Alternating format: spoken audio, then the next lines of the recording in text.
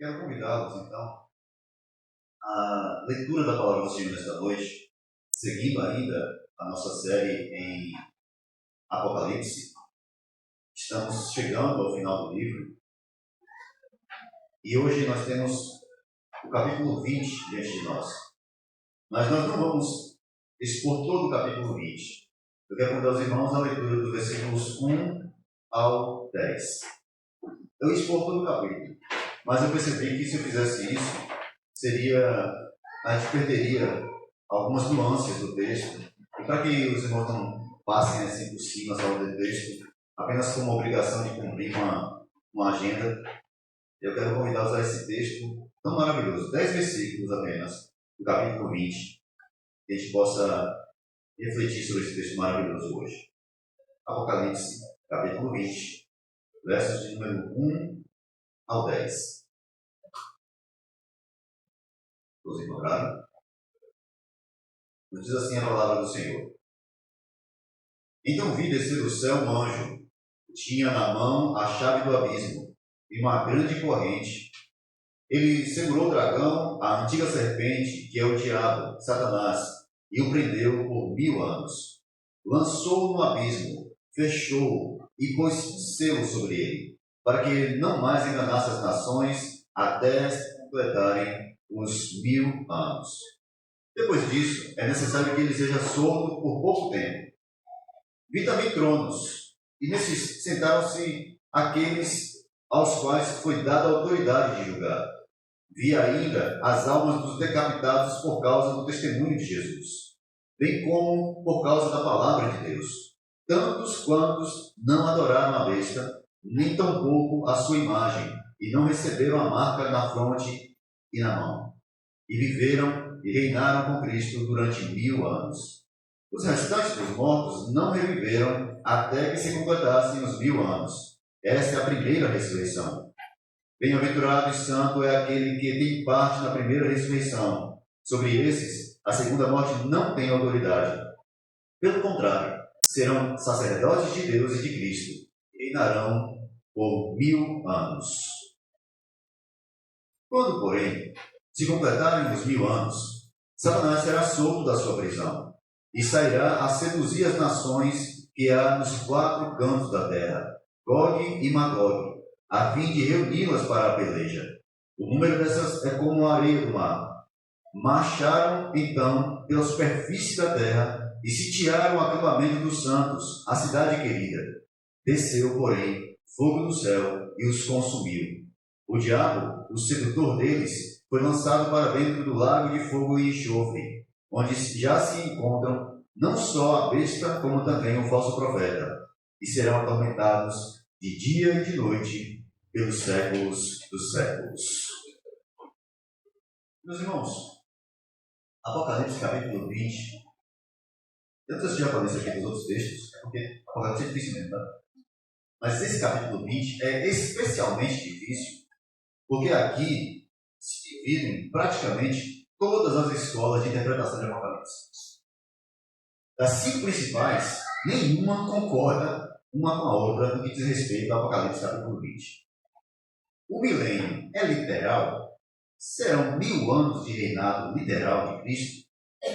O milênio é apenas uma figura de linguagem que quer dizer que o reino de Deus é um reino muito longo, é um reino eterno, é um reino próspero, comparado ao reino pequeno e curto de Satanás, 42 semanas? O milênio acontecerá antes do arrebatamento ou depois do arrebatamento? O milênio é na sequência do juízo ou será depois do juízo ou é antes do juízo? O juízo vem depois do milênio? Mas se o juízo vem depois do milênio, e os que ressuscitaram? Quem ressuscita antes? Há tantas perguntas nesse texto, irmão, que é difícil até parar para pensar sobre eles. Mas essa noite eu não estou aqui para dar uma aula de teologia, de exegese bíblica, e não quero aqui cansar os irmãos com teorias que podem simplesmente cansá-los e não trazer nenhuma compreensão mais profunda do que o texto realmente nos traz. E para que alguém não pense que eu estou falando isso apenas do ponto de vista meu, eu tenho aí pelo menos uns 5 teólogos que concordam comigo. Soberba, né? Estou falando que os caras concordam comigo. Eu sou. Não esquece. Mas eu concordo com eles. Então, assim, está tudo certo, tudo em casa. O capítulo 20 de Apocalipse, uma sequência que ele praticamente está encerrando aqui aquele tempo que nós começamos a partir do capítulo 17, quando vem os juízos sobre a besta, sobre o falso profeta, quando vem o juízo sobre os rebeldes, quando vem a guerra, no capítulo 19, nós pregamos aqui a semana passada, quando Cristo vem, luta, vence, domina e estabelece o seu poder. Aí o capítulo 20 vem nessa sequência e aí ele faz uma coisa interessante, que ele começa com um então vi. O então vi do capítulo 20, que começa o capítulo 20, dá a ideia de que após essas coisas ele tem uma outra visão. João é transportado para um outro momento. Após Cristo reinar, após Jesus descer glorioso no seu cavalo branco, acompanhado das miríades de exércitos celestiais, após ele derrotar o dragão, derrotar a besta, lançar a besta e o falso profeta no lago de fogo, após tudo isso, após vencer com apenas um sopro todos os exércitos do mundo, ele agora apresenta um outro momento. Porque no capítulo 19, a punição veio sobre a besta e o falso profeta. Mas o dragão não foi punido. Satanás não foi punido. Onde está Satanás então? E esse é um dos pontos que divide as teorias aqui. Porque agora Satanás é apresentado de maneira especial para uma prisão que não é apenas uma prisão no sentido de um impedimento para que ele haja, mas é um impedimento absoluto, de maneira que ele não pode sequer influenciar. Observe o texto, como ele é apresentado. Então vi descer do céu um anjo. Tinha na mão a chave do abismo e uma grande corrente. Ele segurou o dragão, a antiga serpente, que é o diabo, Satanás, e o prendeu por 1000 anos. Lançou no abismo, fechou e pôs o selo sobre ele, para que ele não mais engane as nações, até que se completem 1000 anos. Bom, primeira coisa que nos chama a atenção é que, mais uma vez, um anjo, apenas um anjo, tem poder suficiente para aprisionar Satanás e não deixar ele mais reine. Um anjo apenas tranca, domina, e as palavras aqui, elas são muito fortes, elas são muito claras. Um anjo que tem a chave do abismo. Esse abismo ele já apareceu no capítulo 13, quando a besta sobe do abismo, que está agora como se fosse de onde vêm todos esses domínios malignos. Agora, esse anjo que tem essa chave, e vamos lembrar que no capítulo 1, Jesus aparece tendo a chave da morte e do Hades. Hades ali, numa tradução literal da palavra grega, é o abismo, o lugar profundo, as profundezas. E pode ser esse abismo também. Jesus tem o domínio completo. Ele tem as chaves da morte e do abismo, da morte e do inferno. Mas esse anjo recebe a autoridade. Ele tem a chave desse abismo, que está fechado, que está trancado. Primeiro abre-se o abismo e de lá sai a besta. Agora, esse anjo vem com essa chave e ele tranca Satanás. Ele o prende. E as palavras aqui, irmãos, são palavras que denominam que houve sujeição. Satanás foi completamente vencido.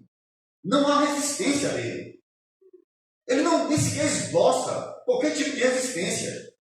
A palavra aqui significa subjugar o inimigo, dominá-lo completamente. Ele está absolutamente dominado.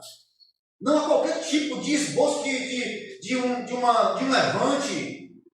Então, aquela antiga serpente, Satanás, o temido príncipe das trevas, que o mundo pinta como se fosse o senhor do inferno, não é senhor de coisa nenhuma. Não manda em absolutamente nada. Não tem autoridade nenhuma fora da autoridade de Cristo. O que ele faz sob o domínio de Deus, sob o domínio de Cristo, sob a autoridade do Senhor, sob a permissão do Senhor. Nós já vimos lá em Marcos capítulo 6, quando Jesus ele chega a Gadara e um demoniado que era impossível de ser seguro, impossível de ser dominado, ele vem ao encontro de Cristo. Não é Jesus que chama ele, não é Jesus que vai a ele. Ele vem ao encontro de Cristo. E ele se lança aos pés de Cristo e ele adora o Senhor e diz: vieste nos atormentar antes do tempo? Se nos expulsa, ele faz dois pedidos. Se nos expulsas, nos lança aos porcos, mas não nos mande para o abismo. Lucas usa exatamente a mesma palavra que Apocalipse está usando aqui, para o abismo. Não nos mande para a profundeza.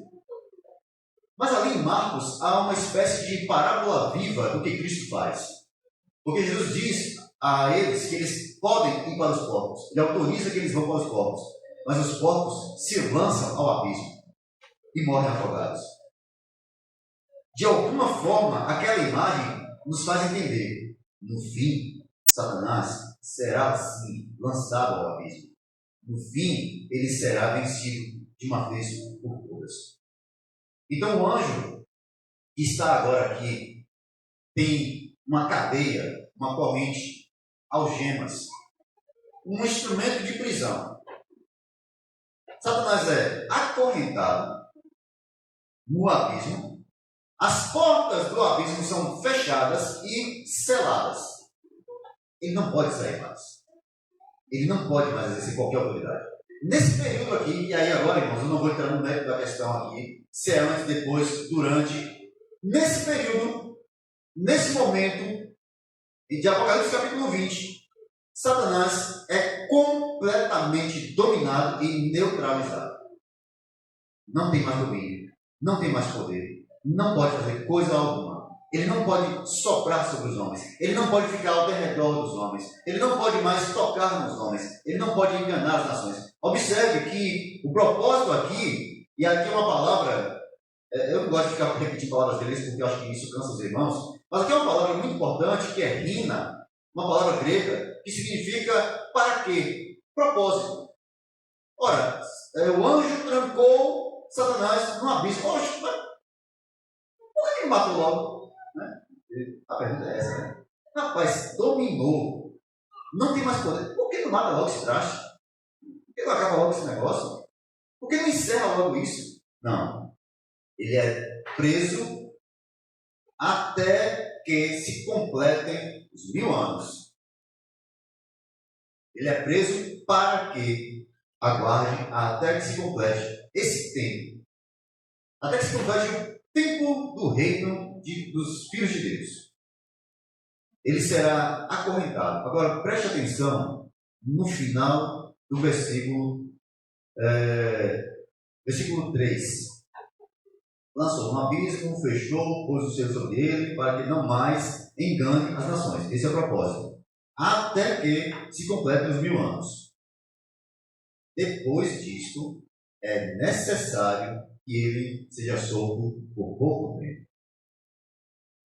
Irmãos, quando a Bíblia fala é necessário, a gente lembra logo de Jesus passando por Samaria.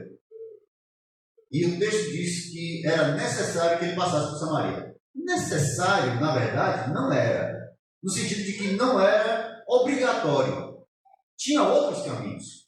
Os judeus não passavam por Samaria. Mas Jesus, o texto diz que era necessário que ele passasse por Samaria. Há um propósito para ele passar por Samaria. Ele não precisava passar por aquela cidade, mas ele tinha um propósito em passar por aquela cidade. Aqui diz que é necessário que ele seja solto outra vez. Que Satanás seja solto outra vez. E eu não vou falar agora qual é essa necessidade. Porque essa necessidade está no último bloco desse texto, que é a partir do versículo 7. Mas antes de chegar a esse bloco, eu quero que vocês, irmãos, se você tem aí uma caneta, grife esse textozinho aí. É necessário que ele seja solto por pouco tempo. E vamos passar agora ao reino dos santos e depois nós vamos ver por que é necessário que Satanás seja preso por um pouco de tempo. Depois que ele é preso, O texto fala de um passado. Ele sai daqui agora e ele diz, versículo de número 4: E vi também tronos, e nestes sentaram-se aqueles aos quais foi dada a autoridade de julgar. Vi ainda as almas dos decapitados por causa do testemunho de Jesus, bem como por causa da palavra de Deus, tantos quantos não adoraram a besta, nem tampouco a sua imagem, e não receberam a marca na fronte e na mão. E viveram e reinaram com Cristo durante 1000 anos. Perceba, Satanás é preso por 1000 anos. Os crentes, os cristãos, os fiéis, os santos reinam com Cristo por 1000 anos. Os textos são, de alguma forma, interligados.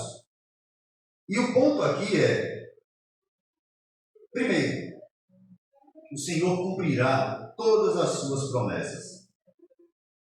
E uma das promessas que Cristo fez várias vezes aos seus discípulos é que eles reinariam com Ele. Observe, Apocalipse capítulo 12, perdão, Apocalipse capítulo 2, versos 26 e 27, está escrito que ao que vencer lhe será dada autoridade sobre as nações e as regerão com vara de ferro. Então Jesus faz uma promessa ali à igreja de, se não me engano, a igreja de Esmirna, para que aqueles que vencem, aqueles que chegam ao final, aqueles que forem até o final, aqueles que forem mantidos, os vencedores, no fim, reinarão com Ele e reinarão com absoluta autoridade. Eles exercerão a autoridade. Aqui, irmãos, há um ponto que eu acho que a gente precisa refletir sobre isso. A ideia medieval de céu é aquela ideia de pessoas vestidas de branco, flutuando em cima de nuvens, pulando de uma nuvem para outra, não tem o que fazer. Né? Até os filmes de Hollywood, os antigos, os novos não falam mais de céu, mas os antigos falam, rapaz, negócio chato. Pula para lá, pula para cá, dorme na nuvem, acorda na nuvem, fica lá voando, todo mundo com uma asinha, opa, está na hora da adoração, reúne todo mundo para adorar, aí volta de novo, não tem nada para fazer. Essa ideia de céu, que é uma ideia assim, daquela luz que chega e incomoda, né? Aquele negócio tão branco, alvo mais que a neve, né? Propaganda da ONU, aquele negócio branco absurdo, e aquele negócio estranho, que não parece, para nós, não parece natural, porque falta alguma coisa, falta sentido para isso. E por que falta sentido para isso? Porque não é esse o reino que está preparado, que está prometido nas Escrituras. Eis que faço novos céus e nova terra. Terra, irmãos. Deus não abandona o plano original. Deus não abandona o plano criado, da criação perfeita, no princípio. Ele vai restaurar, Ele vai refazer, Ele vai criar novos céus e nova terra. Nós somos chamados a viver um reino, como um rei. E a promessa de Jesus para os seus súditos é que alguns deles reinarão com Ele, exercerão autoridade com Ele. Observe o texto de Marcos, capítulo 10, verso 40.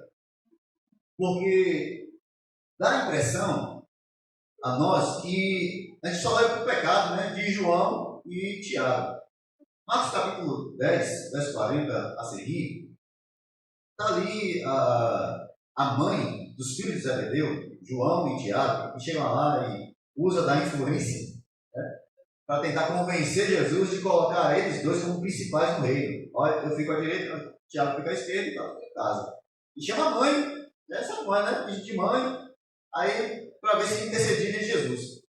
Os outros ficam revoltados, porque falam, esse aí, rapaz, quer ser melhor que a gente. E na sequência do texto você vai ver que eles brigam. E Jesus tem que chamar a atenção deles, tomar uma criança e dizer, olha, quem quiser ser o maior, seja como essa criança. E ele vai falar várias vezes, o reino de Deus não é como no mundo. Quem quer ser o maior, seja o menor. Quem quiser ser servido, sirva a todos. Então vocês não podem olhar para o reino de Deus da mesma forma que vocês olham para os reinos desse mundo. Aqui no mundo, os homens brigam, se matam por poder. No reino dos céus não é assim. Mas ele fala, há um reino. E ele diz, sentar-se à minha direita e à minha esquerda não é comigo, é com meu Pai. Porque ele já estabeleceu quem vai ser esse. Quem serão esses? E Apocalipse capítulo 4, capítulo 11, você vê tronos e pessoas assentadas sobre esses tronos. E eles estão reinando com Cristo. E eles julgam as nações. E aqui, de novo, o versículo 4 começa dizendo, e vi também tronos. E nestes sentaram-se quem? Aqueles aos quais foi dada a autoridade de julgar. Paulo já havia falado que o julgamento começa pela casa do Senhor, e nós que iremos julgar os demais, como nós nos julgamos a nós mesmos, como nós levamos nossas causas para juízes, se sabemos que nós, no final, julgaremos inclusive os anjos caídos. Então, há sim uma autoridade que será delegada aos fiéis do Senhor. Mas quem são esses fiéis? Quem são esses que se sentarão nesses tronos?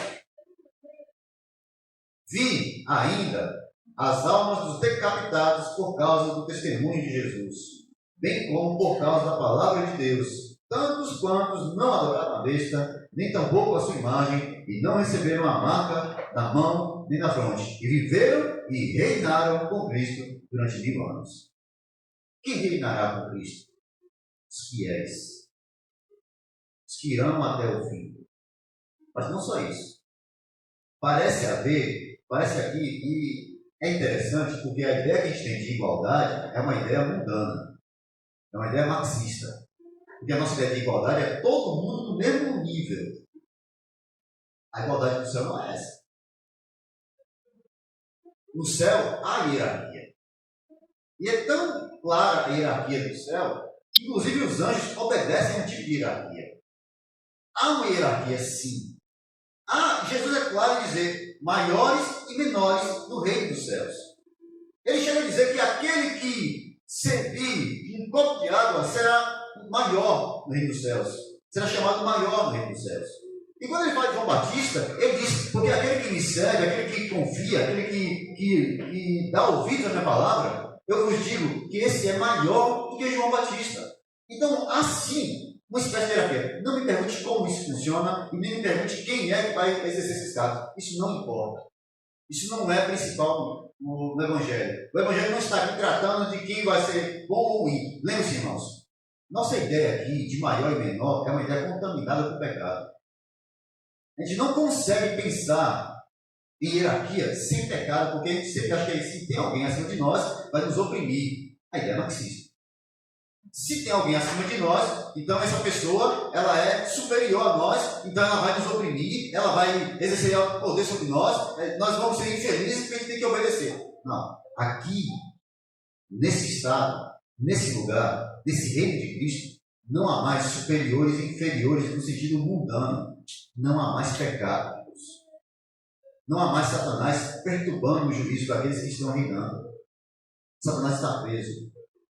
Os santos reinam sob a autoridade de Cristo. E a autoridade de Cristo é superior. E abaixo da autoridade de Cristo está a autoridade dos santos.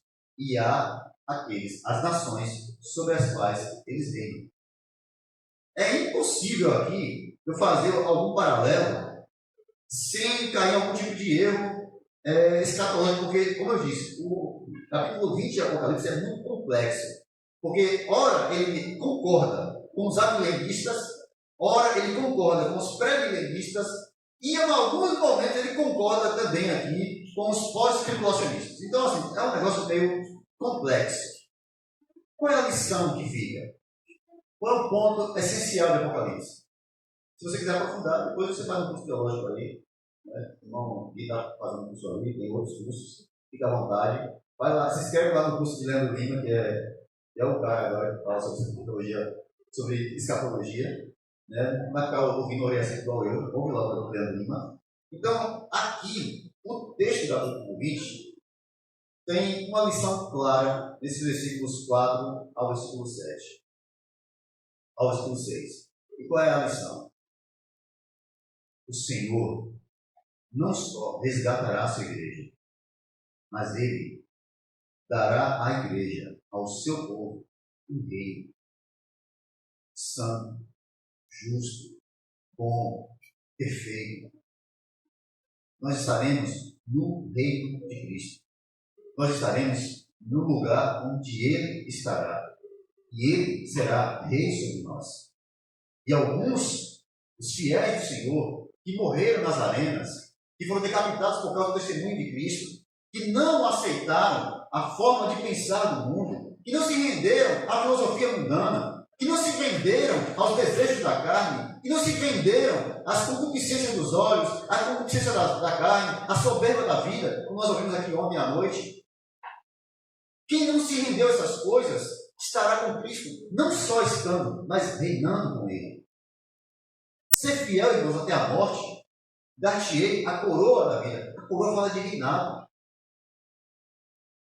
A coroa fala de algo, não de um prêmio qualquer, mas de uma vitória. E quando o texto fala ser fiel até a morte, lembre-se, aqueles irmãos para quem o Senhor falou isso, morreram. E morreram de forma trágica. O texto diz que 10 deles estavam presos. E Jesus avisa, vocês vão morrer. Sejam fiéis. Permaneçam firmes. Jesus não promete que vai livrá-los da morte. Jesus não diz, vou mandar o anjo, e como eu soltei Pedro da prisão, vou soltar vocês também. Não. Ele disse que vocês vão morrer aí. Permaneçam fiéis. Mas por que nós permanecemos fiéis ao Senhor em um mundo como esse?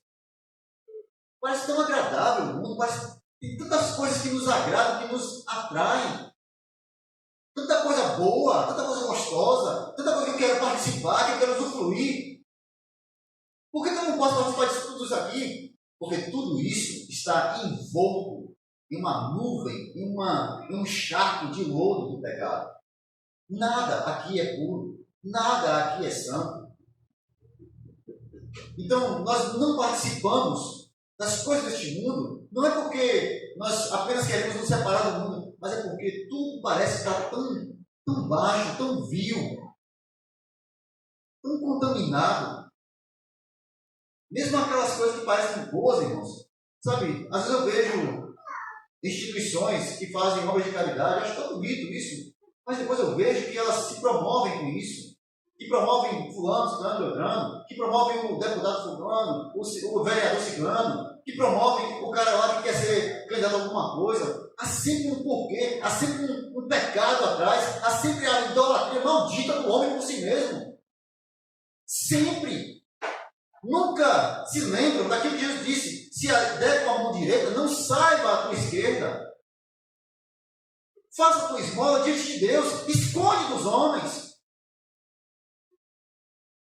Há sempre alguma coisa contaminando, mesmo aquilo de bom que a gente faz. Mesmo quando a gente age de maneira que aos nossos olhos parece boa, a gente precisa vigiar, porque a semente da vaidade fica ali, tentando dizer, olha como você é bonzinho, olha como você ajudou essa pessoa a atravessar a rua, olha aquela senhora idosa que estava ali atravessando a rua, como você ajudou ela, nem você arrastar ela para o outro lado, ela não queria atravessar, você arrastou ela assim mesmo. Mas eu quero fazer alguma coisa boa, então eu procuro alguém para ajudar, e eu faço alguma coisa para me sentir melhor. Quando eu ouço alguém dizer, rapaz, eu me senti tão bem porque a gente foi fazer aquela obra hoje, eu falei, estava indo bem até os 49 do segundo tempo. Na prorrogação, no último minuto, cara. Meu pai. A gente cede a vaidade em nossos corações. Né? Então, aqui nesse reino, isso não existe mais. Então, aqui nesse reino, nesse momento, nesse reino dos santos, esse perigo não acontece mais. Então, a gente não vai ficar se sentindo oprimido porque o irmão fulano está reinando, está sentado sobre um trono e a gente não está. Isso não vai acontecer. Porque esse pecado da inveja, né, que alguns dizem inveja branca, eu nunca vi inveja branca, preta, amarela, azul. Esse pecado do desejar estar no lugar do outro, do querer ter o que o outro tem, do querer estar onde o outro está, isso não vai estar em nós mais.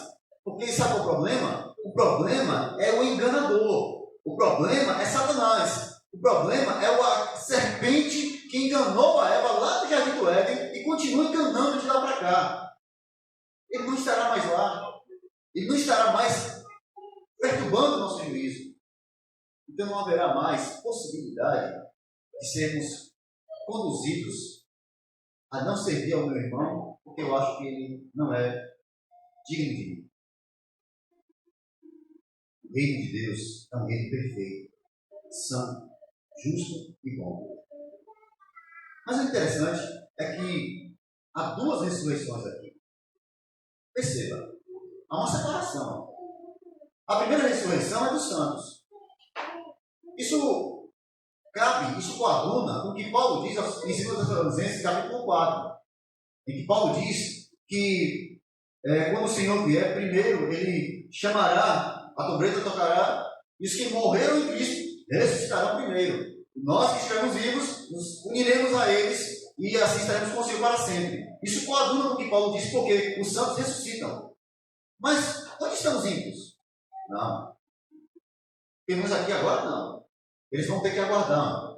Porque os ímpios não vão ressuscitar para o reino de Deus. Eles vão ressuscitar, como Daniel escreveu, capítulo 12. Uns ressuscitarão para a vida eterna e gozo eterno. Outros para vergonha e desprezo eternos. E entenda, quando eu digo aqui eternos, é eterno. Não caia na ideia de uma destruição da alma para que você não sofra mais. De um inferno de uma semana, enquanto destrói a alma e depois acabou. Morreu, acabou. Observe agora que está escrito a partir do verso de número 7. Lembrando, vou recapitular. Capítulo 20, versos 1 ao verso 6. O texto apresenta, verso 3, o texto apresenta Satanás sendo preso, mas ele termina dizendo que é necessário que ele seja solto no final desse período, de 1000 anos. Então, durante esse tempo, os santos ressuscitam, estão reinando, e são bem-aventurados aqueles que ressuscitam nesse período para reinarem com Cristo. Sobre aqueles que ressuscitarem nesse tempo, não haverá poder sobre eles da segunda morte. Ok. Agora, observe. Verso 7.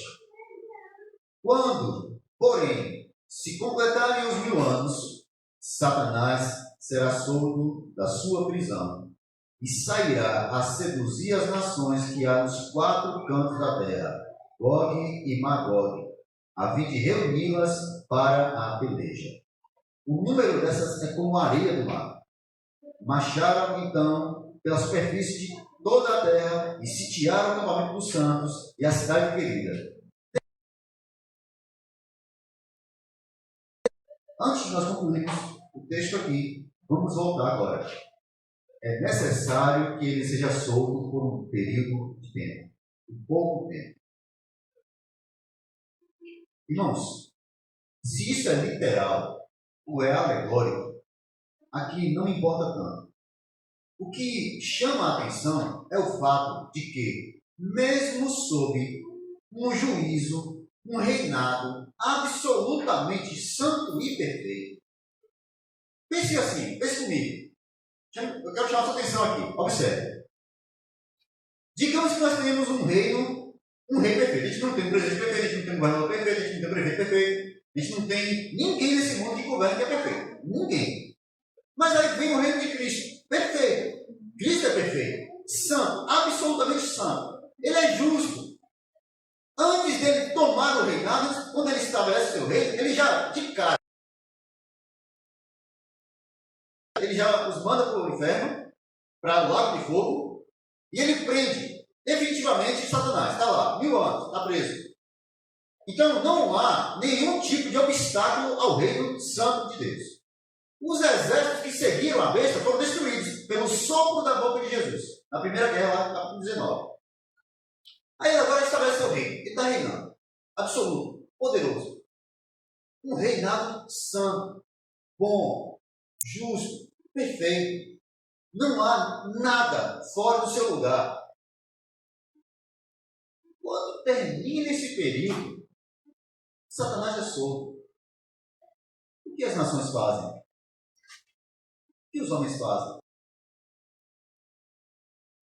o que estava sob o domínio de Jesus, sob o reinado de Jesus, faz?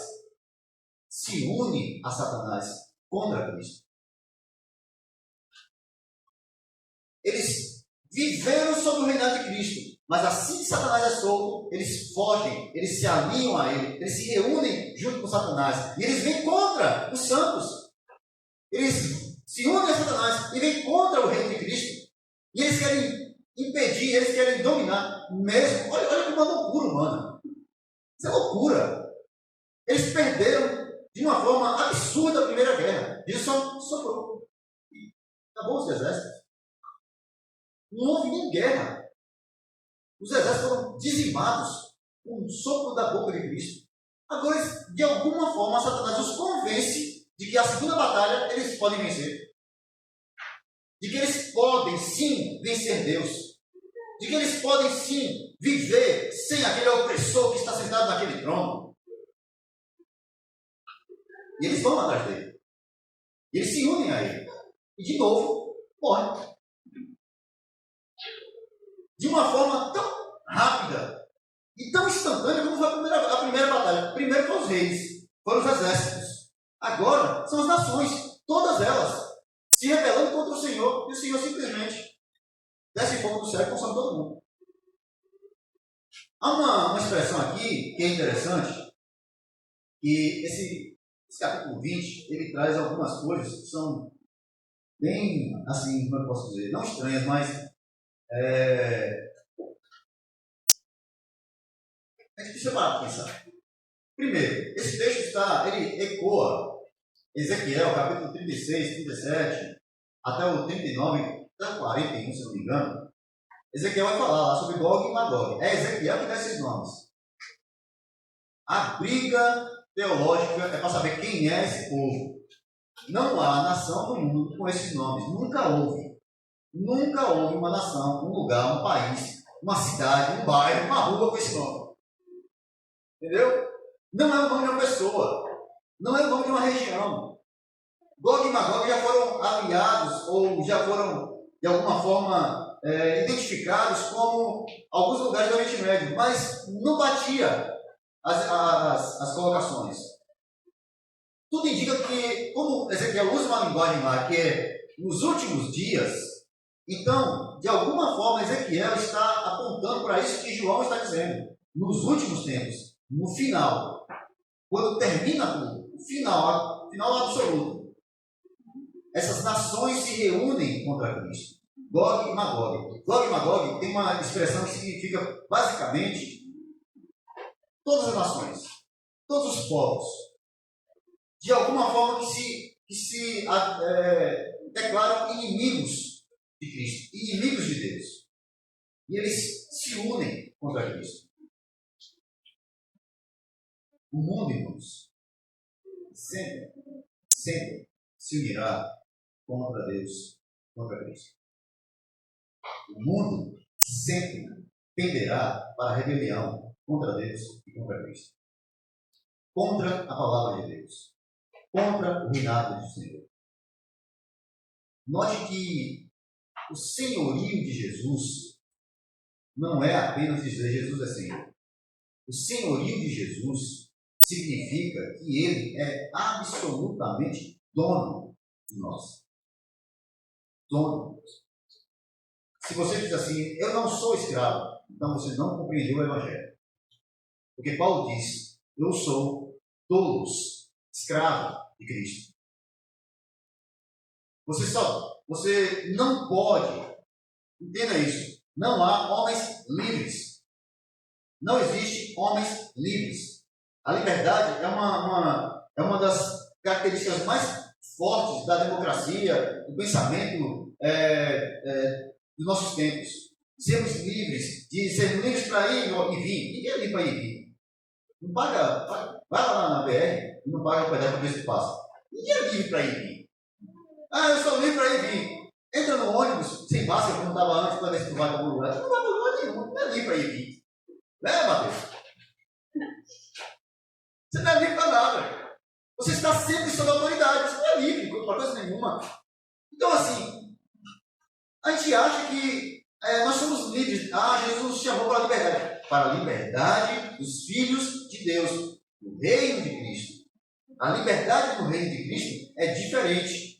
Porque o senhorio de Cristo é um senhorio bom, é um senhorio perfeito, é um senhorio santo, é um senhorio de quem cuida de nós como um pai. Ele é o único senhor de escravos que chama seus escravos de filhos.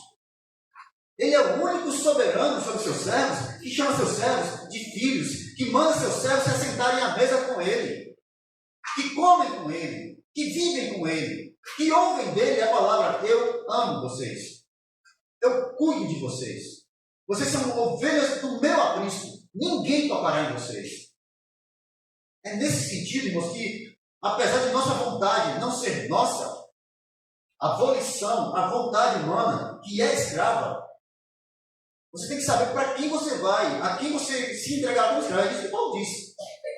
De quem você é escravo? Você é escravo das suas paixões, logo do diabo, ou você é escravo de Cristo, logo você é santo. Então a sua escravidão a Cristo significa que você não tem mais domínio sobre você mesmo.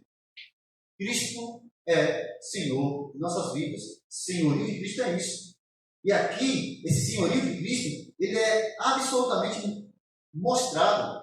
Mas aqueles que se rebelam contra o senhorio de Cristo, por quê? Jesus falou algo muito pesado para alguns. Lá em João, capítulo 6, ele fala com os fariseus, né? Estavam lá reclamando, questionando. Ele diz: olha, vocês estão cumprindo a vontade do seu pai. Nosso pai é Abraão. Não, vocês são filhos do diabo. Vocês estão cumprindo a vontade dele. Porque o diabo é homicídio e mentiroso desde o começo. E é isso que vocês amam. Há homicídio que é mentira. Vocês são filhos dele. A vontade dos fariseus estava ligada diretamente aos seus desejos, paixões, à sua vaidade, ao seu desejo de poder. Por quê? Porque eram escravos do diabo, filhos do diabo. Mas os discípulos, mesmo nas suas imperfeições, com Pedro, com Tiago e João, mesmo em suas imperfeições, eles tinham o poder dado pelo Espírito Santo de chamar a Jesus de Senhor meu e Deus meu. Mesmo um incrédulo como Tomé, diante de Cristo, ele se ajoelha e diz: Rei meu, Senhor meu, Deus meu. Nós reconhecemos o senhorio de Cristo. O mundo jamais reconhecerá esse senhorio, mesmo sob as benesses do Senhor. Então é necessário que Satanás seja solto para quê? Para mais uma vez revelar quanto a humanidade é maligna, quanto o homem sem Cristo é perverso, e como o homem sem Cristo jamais se converterá. Aqui é um outro ponto, irmãos, e eu acho isso extremamente importante. Nós temos muitas teorias que apontam, que tentam consertar a humanidade. Várias. Filosofia, psicologia, algumas teologias, antropologia, todas as gias, meu sapo não, todas as gias, que ficam por aí tentando explicar o homem, tentando consertar o homem, tentando salvar o homem. Vamos salvar o homem pela terapia. A gente faz terapia e a gente salva esse mundo todo.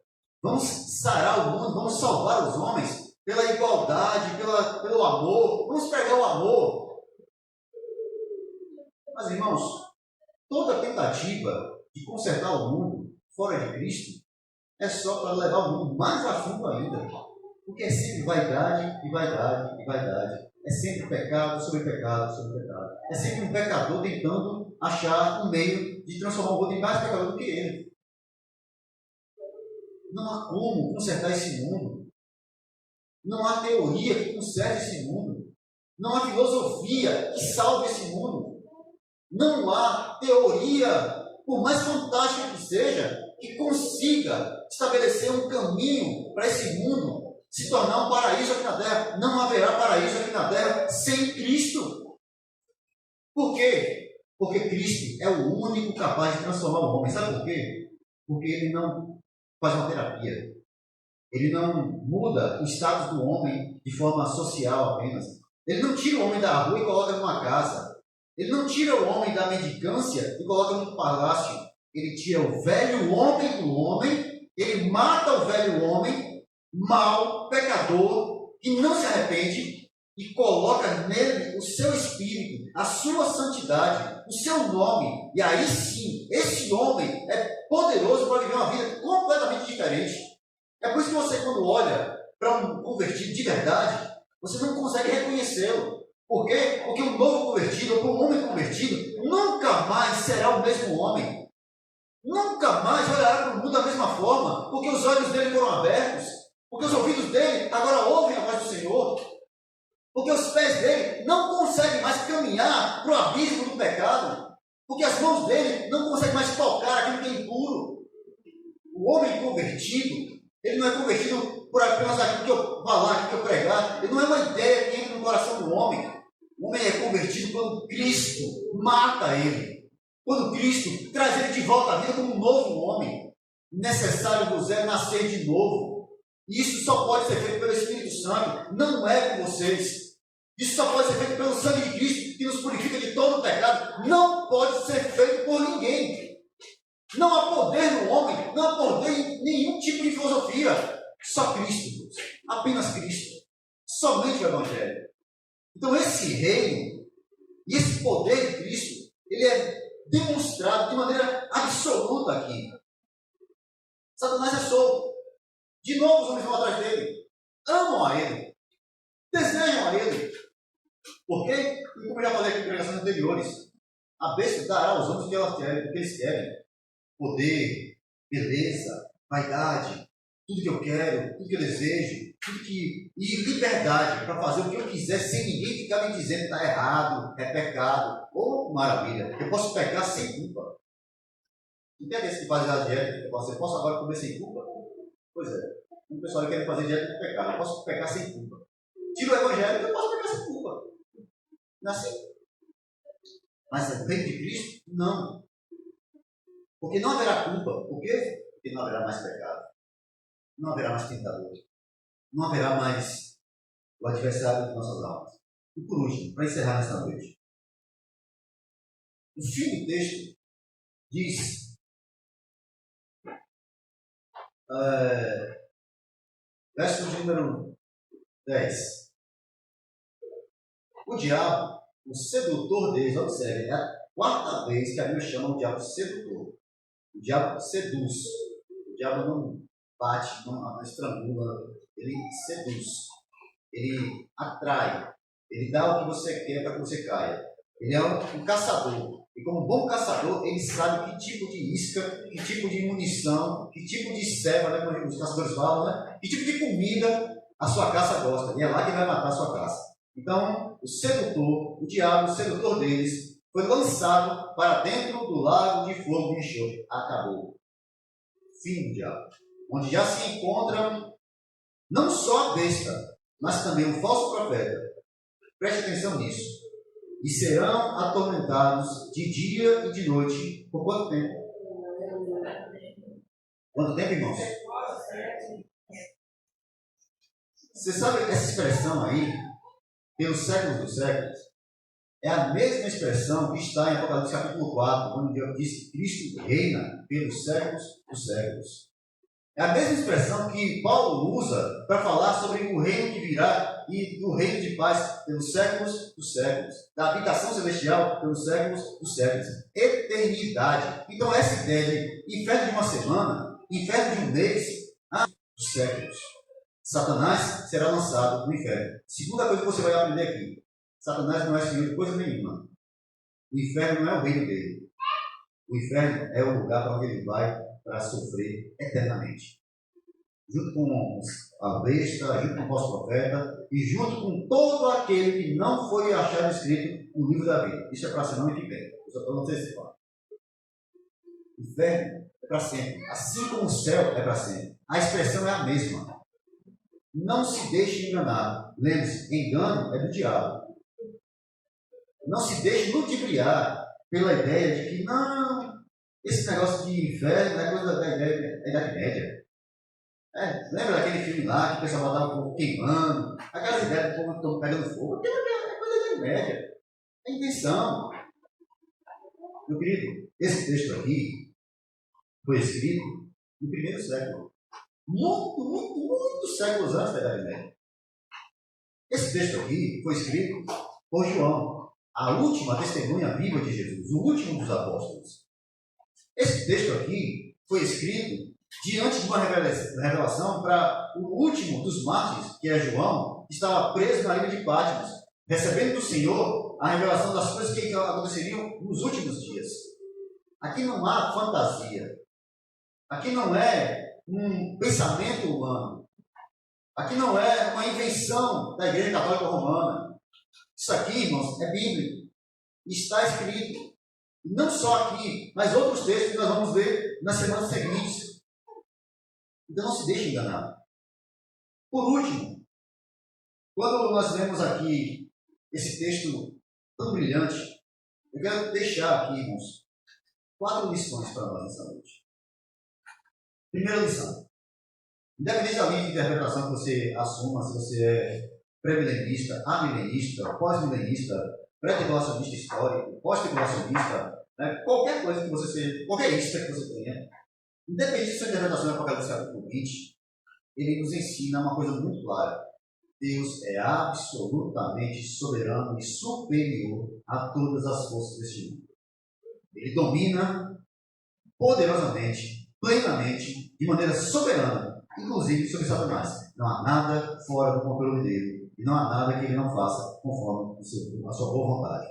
Segundo, não é possível acreditar aos homens, as suas filosofias políticas, sociais, terapias ou qualquer coisa que seja, a mudança do mundo.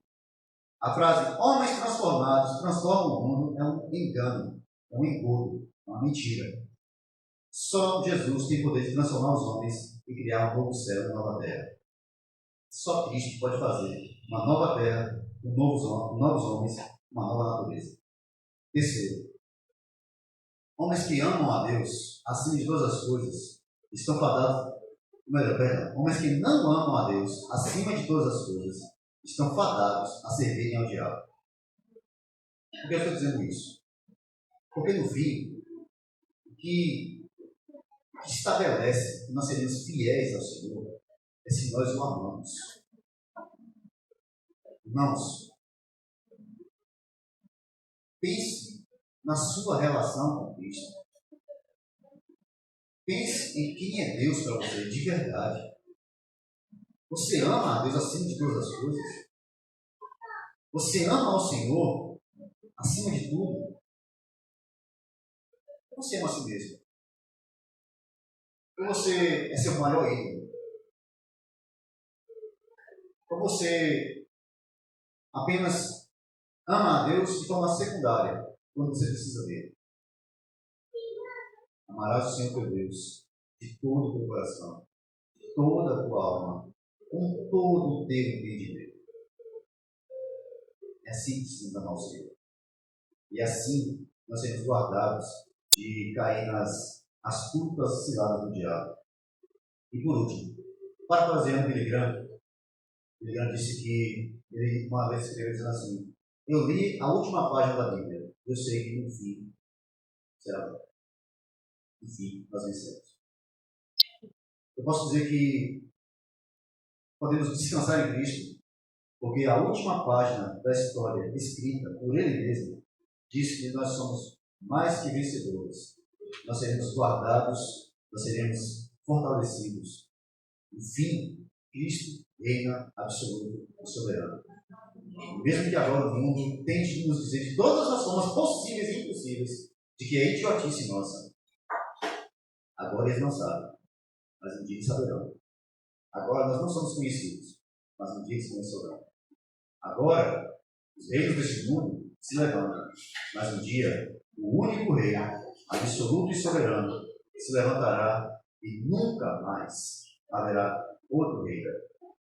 O único rei, o único soberano, o único Senhor, pelos séculos dos séculos. Amém.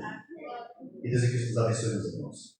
Que o Espírito Santo do Senhor nos conduza a essa certeza que o mundo não nos engane, não ludibrie a nossa inteligência, tentando nos fazer, de alguma forma, imaginar que todas essas coisas são apenas histórias para dormirmos bem. Bom, um cristão fiel e sincero, ele não dorme melhor depois de ler Apocalipse. Ele dorme sabendo que amanhã ou depois ele pode estar com o pescoço na boca. Mas, independente de tudo isso, ele sabe que, enfim, o seu Senhor virá e ele reinará juntamente com ele.